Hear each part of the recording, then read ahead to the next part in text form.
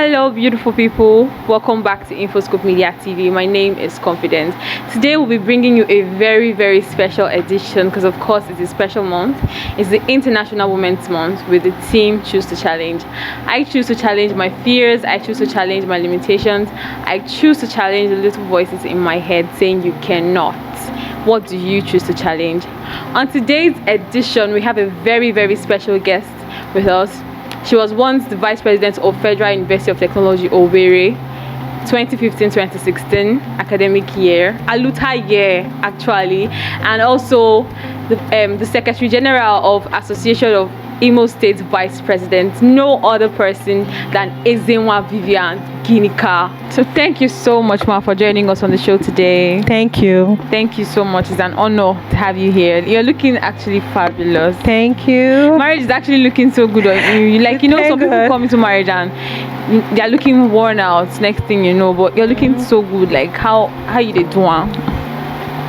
Well, I think even if you are married, you just need to pay attention to yourself too and take self-care. You need to, you should take care of yourself. Very important, self-care. Yeah. So, all right. So, straight to the question for today. Like, what inspired you into politics? My major inspiration has always been the passion to make a change, the passion to effect a change. So there were some things I was seeing around my environment I felt I needed to speak on or effect a change on. So those slight things I was seeing is what pushed me or motivated me to come out around. Was there ever a time you felt like you were limited because you were a woman? Like, was there ever a time you felt like, okay, I'm female, or people made you feel like, oh, you're female, so you can't do this, you can't do that? In political space? Yeah, in the political space. While running or while I became? Like, as in just in the political space generally. Like, was there ever times? Actually, in the political space, there are some things that I would have wanted to do more that I couldn't do because I was trying to avoid unnecessary harassment. So, in a way, I would have said, in a way, I can say that because of gender per se, I did not do some things I would have also done. But even with the gender issue and all that, I was still able to achieve a lot more. It all had to do with setting my mind upon that goal and then I was actually going to come to the point of harassment. Like, what do you think about men exploiting women, like who actually tend to run for some political positions, even while in the office? Okay. It is almost like a norm with exploitation for men, not just in office. We see exploitation everywhere, in the workplace, even in the marketplace. Exploitation, men harassment and all that is almost like a norm. So I think as women we need to learn how to fight for ourselves and speak up for ourselves. If you keep quiet, the exploitation keeps going. It continues to keep revolving just like a cycle. So you just need to wake up, stand your right and do whatever you can do to make sure that this harassment or exploitation is not breaking you per se, because I think most of the part of the negative impact of harassment is that it breaks down women. Some women, it kills their self-esteem.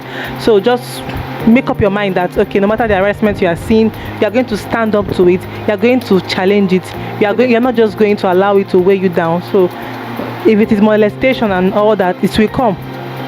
But then when it comes, how do you manage molestation and harassment? So I was going to, like, how, like, you want to challenge it despite the fact that it can be a limitation, because most times when you don't give into their demand, you don't get what you want or get where you want to be. So, like, how do you manage that kind of situation?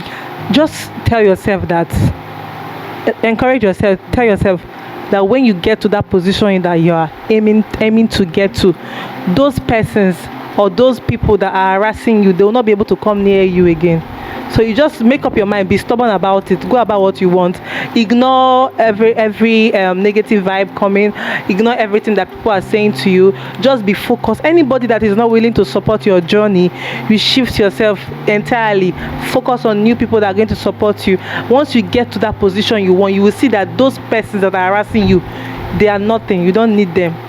So just how best do you think that, like, Nigerian political system can best accommodate women into the world of politics?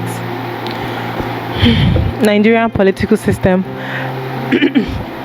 First of all, the disparity we see in political space between the different gender, it's not really about Nigeria per se. Even in the world, like, it's something that is obvious in the world, it's obvious in Nigeria. There's a wide it was a year, was it 2004, where it was as low as 6% was the percentage of participation of women in politics. It was so bad. So, and this percentage we are talking about is not in Nigeria something, it is research done by UN and all that. So you will see that this political disparity something has a lot to do with not just the country, but with the gender as a whole. So most women, they tend to limit themselves. I know a lot of women that even to go and vote on an election, they don't even go out to vote. So they feel like, so you're not voting in leaders that will make decisions, that will put in policies that will affect your life. So how then do you want to grow as a nation and as a gender? So I feel like the first of all, women need to come to the realization that staying off politics entirely will do you no good, because those people that are going to eventually become will make rules and regulation. They will put in policies that will affect you either negatively or positively. So in that case, we should say no to political apartheid. Yes, one. And two, women should come out and vote.